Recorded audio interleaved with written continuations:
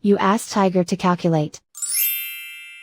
This deals with finding the midpoint between 2 points. The midpoint between the 2 points is negative 48.5, 57.5. Let's solve it step by step.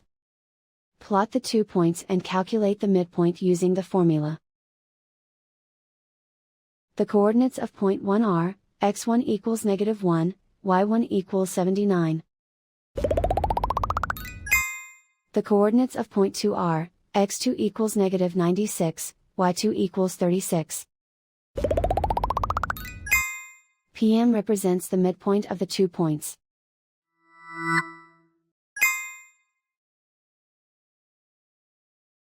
Use the x values in the midpoint formula to find the midpoints x. x1 equals negative 1. x2 equals negative 96. Simplify the arithmetic.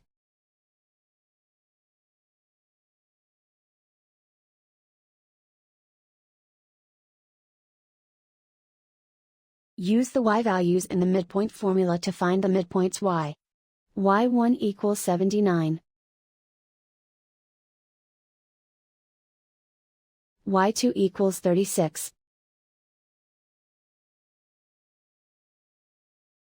Simplify the arithmetic.